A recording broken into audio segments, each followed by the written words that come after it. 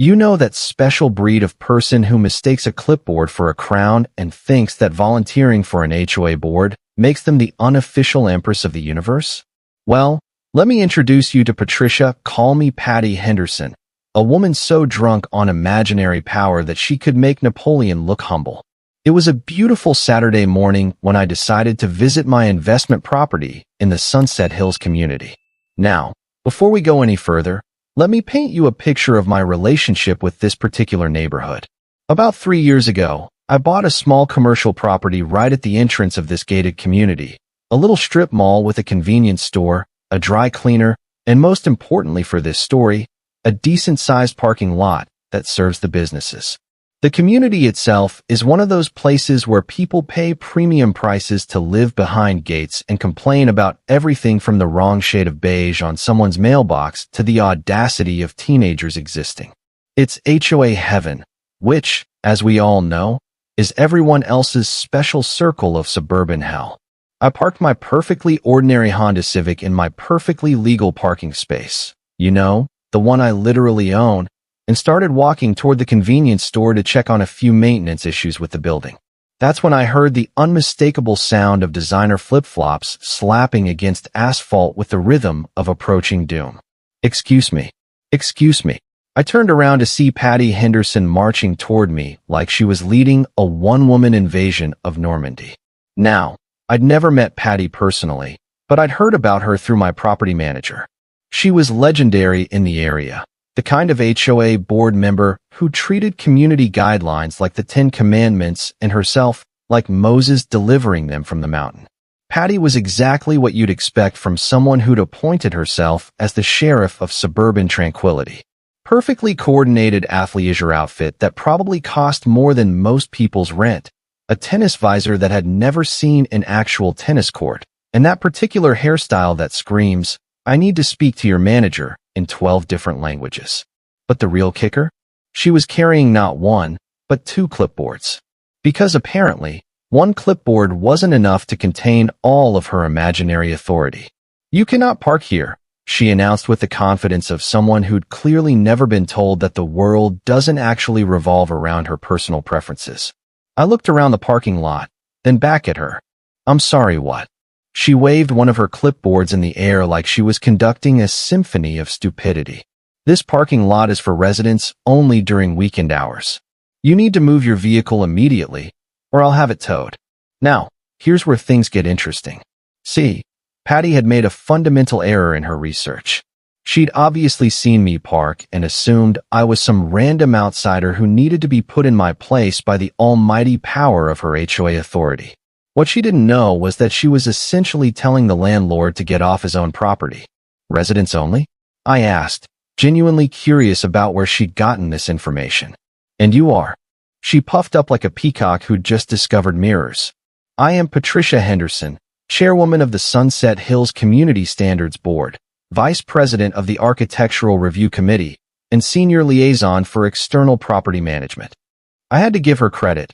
She'd certainly mastered the art of making volunteer positions sound like she was running a Fortune 500 company.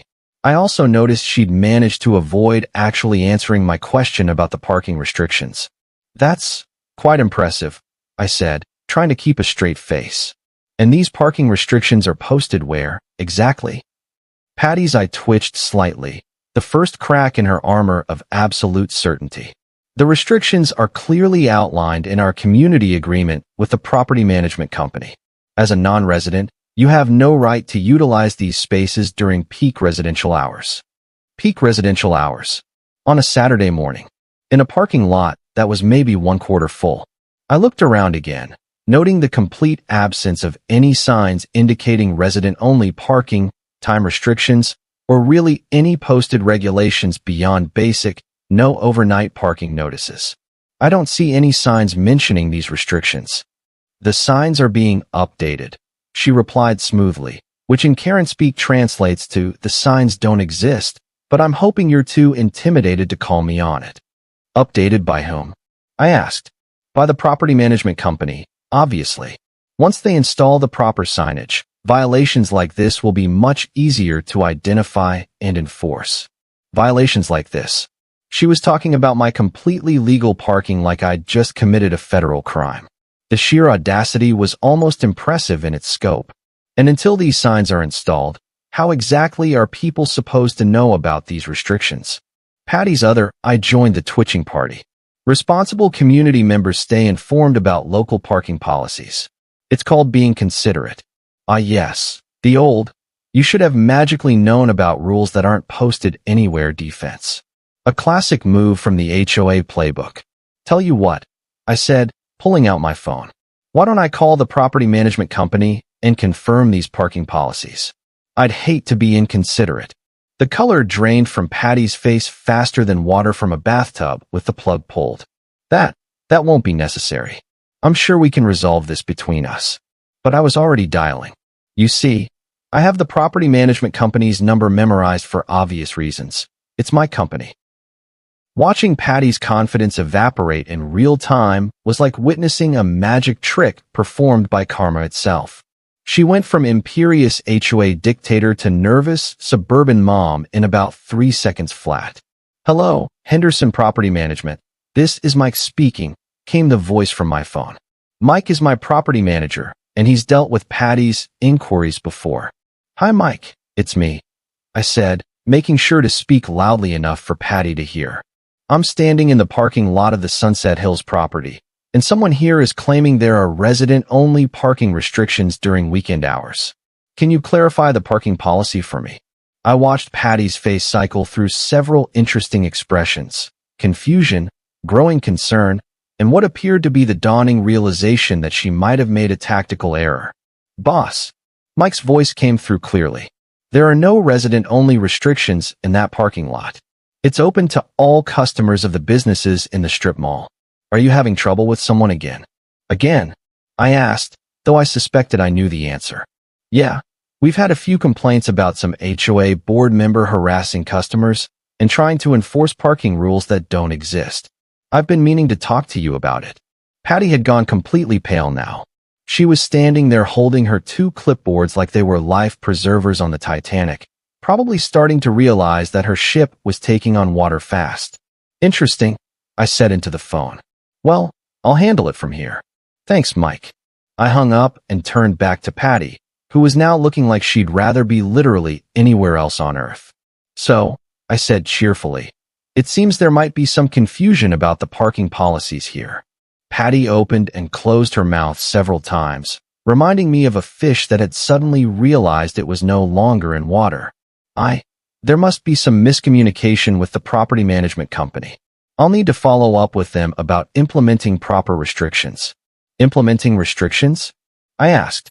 On whose authority? On the authority of the Sunset Hills Community Standards Board, of course. We have every right to request appropriate parking limitations to preserve the quality of life for our residents. And there it was, the beautiful moment when Patty revealed that she'd been trying to enforce parking restrictions that didn't exist, based on authority she didn't have, for rules she'd apparently made up herself. That's fascinating, I said. Tell me, exactly how much authority does the Community Standards Board have over this parking lot? Patty straightened up, apparently deciding that the best defense was a good offense. We have significant influence with the property management company. Our residents represent a substantial portion of the customer base for these businesses. Significant influence. I had to admire her creativity in describing what amounted to absolutely zero legal authority. And if the property management company doesn't agree to implement these restrictions you want, then we'll be forced to take more serious measures, she declared, waving her clipboards for emphasis. We have connections with local towing companies, city code enforcement, and various other regulatory agencies. Oh, this was getting better by the minute. Not only was Patty trying to enforce imaginary parking rules, but now she was threatening to use her connections to escalate the situation. Towing companies, you say? I asked, trying to keep the amusement out of my voice. Absolutely. We work closely with several local towing services to ensure proper parking enforcement throughout the community. I pulled out my phone again. You know what? That's a great idea. Let me call a towing company right now and get their take on this situation. Patty actually took a step backward. That's not necessary. I'm sure we can work this out reasonably. Oh, I insist, I said, already dialing. I want to make sure I fully understand all the parking enforcement options available here. The phone rang twice before a familiar voice answered. Sunset Towing, this is Jerry. Jerry runs the towing company I contracted to handle the parking lot enforcement for my property. He's a good guy who doesn't put up with nonsense, and he's definitely not in the habit of taking orders from self-appointed neighborhood parking vigilantes. Hey Jerry, it's me. I'm at the Sunset Hills property, and someone here is claiming they have authority to have cars towed from the parking lot. Can you remind me what our towing policy is? Sure thing, boss. We only tow vehicles at your direct request, or if someone's blocking emergency access. No one else has authority to order towing from that lot. I looked at Patty, whose face had now progressed from pale to an interesting shade of green. And if someone called claiming to represent the HOA or community board, we'd tell them to take a hike. We've actually had a few calls like that from some lady who thinks she runs the neighborhood. Real piece of work, that one. Some lady who thinks she runs the neighborhood. I glanced at Patty, who was now looking like she wanted the ground to open up and swallow her whole. Thanks, Jerry. I'll let you know if we need anything. I hung up and smiled at Patty. Well, that clears things up nicely, doesn't it? The expression on Patty's face was absolutely priceless. It was the exact moment when someone realizes that their elaborate fantasy world is about to collide headfirst with reality, and there's nothing they can do to stop it. I think there may have been some misunderstandings about the scope of our community board's responsibilities, she stammered, her voice losing all of its earlier authority. Misunderstandings? I asked, raising an eyebrow. You mean like thinking you have the authority to enforce parking restrictions that don't exist? Or threatening to have people's cars towed by companies that won't take your calls? Patty's grip on her clipboards was getting tighter, like she was trying to squeeze some actual power out of them through sheer force of will. The community board is simply trying to maintain standards and ensure that our neighborhood retains its character. By harassing customers of local businesses? We're not harassing anyone, she protested, though her voice lacked conviction. We're simply trying to ensure that parking resources are available for residents who support these establishments. I had to admire her commitment to the delusion. Even faced with clear evidence that she had zero authority to do anything she'd been threatening, she was still trying to frame her behavior as some kind of community service. Tell you what, Patty, I said, deciding it was time to start wrapping up this little charade. Since you're so concerned about community standards and supporting local businesses, let me ask you something. Do you know who owns this property? She blinked at me like I'd just asked her to solve calculus in her head. The property management company, obviously. Property management companies manage properties, Patty. They don't usually own them. Someone hires them to handle the day-to-day operations. I could practically see the gears turning in her head as she tried to figure out where I was going with this line of questioning. I suppose some investment company or corporation probably owns it, she said hesitantly. That's a reasonable guess, I replied, but not quite right in this case. I pulled out my wallet and extracted a business card, one of the cards I had printed when I bought the property. It was simple and professional. David Chun, owner, Sunset Hills Commercial Properties. I handed it to Patty and watched her read it. Then read it again. Then look at me. Then back at the card. You're. She started, then stopped. I'm the owner of this property, I confirmed. The parking lot you've been trying to control? I own it. The businesses that rent space here? They're my tenants. The property management company you claim to have influence with? I hired them. Patty's face went through a fascinating series of color changes. White to red to purple to something approaching gray. She looked like she was experiencing all 5 stages of grief simultaneously. But you can't be, she whispered. The owner would have introduced himself to the community board. We would have been informed. Why would I need to introduce myself to a community board that has no authority over my property? I asked reasonably. And informed about what exactly? She opened her mouth, then closed it, then opened it again. No sound came out. For possibly the first time in her adult life, Patricia Henderson was completely speechless. Here's the thing, Patty. I continued, my voice taking on a more serious tone. I've been getting reports from my property manager about someone harassing customers, making up parking rules, and threatening to have cars towed. Now I know who that someone is." She clutched her clipboards to her chest like they were a shield. "I was just trying to maintain community standards." "By what authority? You don't live on my property. You don't rent space in my buildings. You have absolutely no legal standing to enforce anything here. The community board represents the interests of people who live in the gated community across the street," I interrupted. "This is private commercial property. Your community board has exactly as much authority here as a book club or a quilting circle." The metaphor hit home. I could see the exact moment when Patty realized that her entire power structure was built on quicksand. "I think," she said quietly, "there may have been some confusion about jurisdictional boundaries." Jurisdictional boundaries. Even in defeat, she couldn't resist using official-sounding language to make her embarrassment seem more dignified. "There's been confusion. All right," I agreed. "But we're going to clear that up right now." The beautiful thing about watching someone's delusions of grandeur crumble is that it happens in slow motion, like a controlled demolition where you can see each floor collapse into the one below it.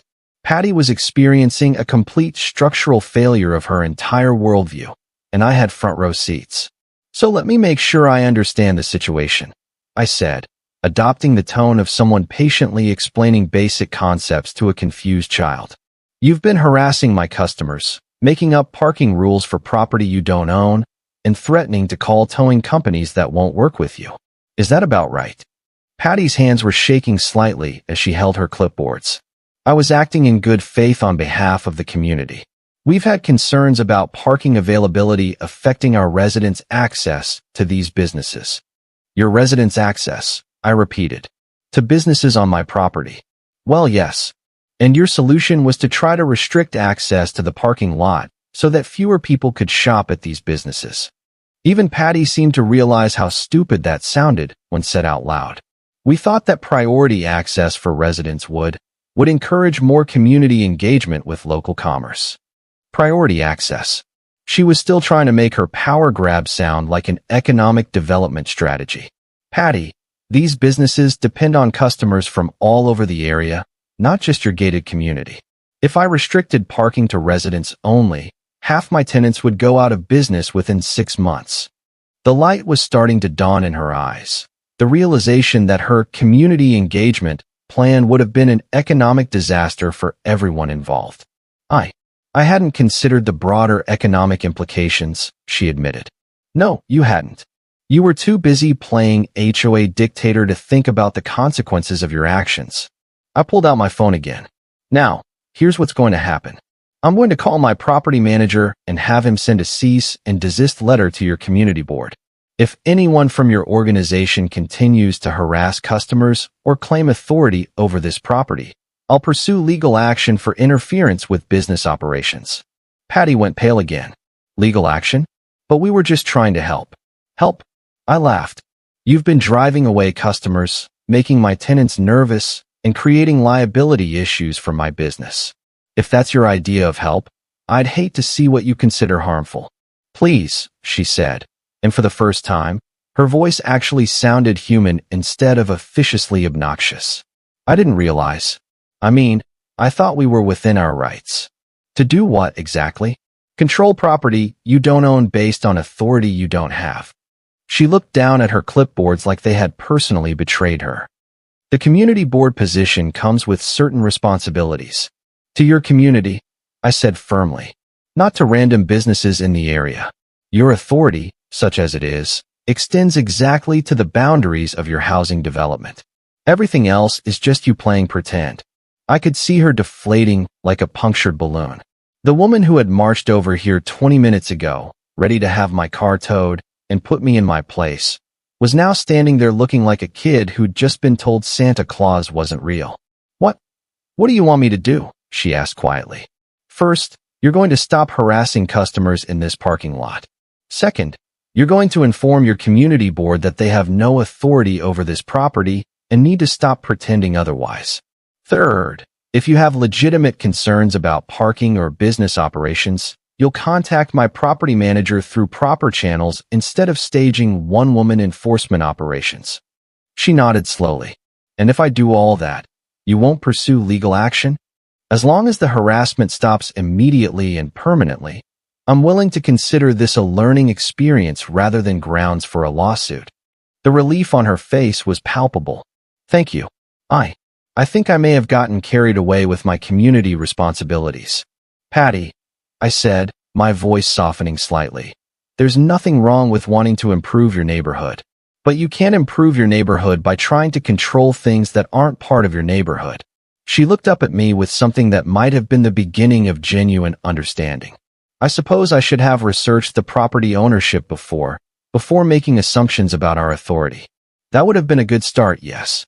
There was a moment of awkward silence as Patty apparently tried to figure out how to extract herself from this situation with whatever dignity she had left. I should probably go inform the other board members about this clarification of our jurisdictional scope, she said finally. That would be wise. She started to walk away, then turned back. For what it's worth, I really did think I was helping the community. I believe you, I said, and I meant it. But the road to hell is paved with good intentions and HOA board positions. As I watched Patty walk away with her tail between her legs and her clipboards clutched defensively to her chest, I couldn't help but feel a deep sense of satisfaction. There's something uniquely gratifying about watching someone's house of cards collapse when that house was built entirely on arrogance and imaginary authority. But the story doesn't end there. Oh no, the universe wasn't quite finished with Patricia Henderson yet. About a week later, I got a call from Mike, my property manager.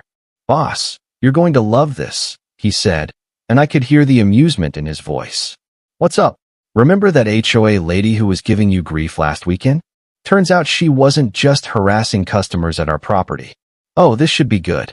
She's been pulling the same stunt all over the neighborhood. Claiming authority she doesn't have, making up parking rules, threatening people with towing. Problem is, she picked the wrong target yesterday. I settled back in my chair. Do tell. She tried to have a car towed from the parking lot of that new medical plaza on Elm Street. Told the towing company she represented the community board and had authority to clear unauthorized vehicles. And the car belonged to Dr. Martinez, the cardiologist who owns half the building. He was not amused. I started laughing. Please tell me there's more. Oh, there is. Dr. Martinez called the police and filed a harassment complaint. Then he called his lawyer. Turns out Patricia's been doing this for months, and several business owners in the area are fed up with her unofficial parking enforcement campaigns. So what happened? She's facing potential charges for harassment and impersonating a public official.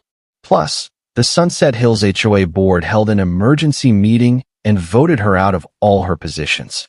Apparently, her unauthorized activities were creating liability issues for the entire community association. The irony was delicious. Patty's quest to expand her authority and control had resulted in her losing what little legitimate authority she actually had. But wait, there's more, Mike continued. Remember how she kept bragging about her connections with towing companies? Yeah. Jerry says she's been calling every towing service in town for months, trying to get them to accept her authority to order tows. She's basically blacklisted herself with the entire industry. I was practically crying with laughter at this point. So not only can she not have anyone towed, but no towing company in town will even take her calls. That's about the size of it. Jerry says the drivers have started joking about Clipboard Karen calls. Clipboard Karen. The nickname was perfect. And the best part, Mike said, clearly saving the best for last. There's more. The new community board president sent a formal apology letter to all the local businesses, along with a clear statement that the HOA has no authority over any commercial properties in the area. They're also requiring all board members to take a course on the legal limits of community association authority. No way. Patricia Henderson's reign of parking lot terror has officially ended with new educational requirements for the entire HOA board. After I hung up with Mike, I sat there thinking about the beautiful symmetry of it all. Patty had started with imaginary authority and ended up with no authority at all. She tried to control parking lots that weren't hers and ended up unable to control parking anywhere. She'd threatened legal action against others and ended up facing legal action herself. But perhaps the most satisfying part was knowing that her downfall wasn't caused by my resistance to her demands. It was caused by her own inability to recognize the limits of her authority and her refusal to back down when confronted with reality. A few months later, I heard through the neighborhood grapevine that Patty had moved away from Sunset Hills entirely. Apparently, the combination of legal troubles, social embarrassment, and the complete collapse of her community's standing had made the neighborhood too uncomfortable for her to stay. The new HOA board, meanwhile, has been a model of appropriate behavior. They focus on actual community issues within their actual jurisdiction and leave local businesses alone to operate in peace. I still own the property, and I still park in my own parking lot whenever I visit. The difference is that now I do it without having to deal with self-appointed parking enforcement officers who think clipboards grant magical powers. The moral of the story? Sometimes the best way to deal with people who abuse imaginary authority is to simply let them reveal how imaginary that authority really is. Patricia Henderson's downfall wasn't spectacular. It was systematic, comprehensive, and absolutely inevitable. And every time I park in that lot, I can't help but smile at the empty space where clipboard Karen used to patrol, now free for actual customers to use without harassment. Justice, it turns out, is best served with a side of irony and a complete lack of clipboards. Thank you for being with us. Please share in the comments where you are watching from and whether you liked everything, and see you next time.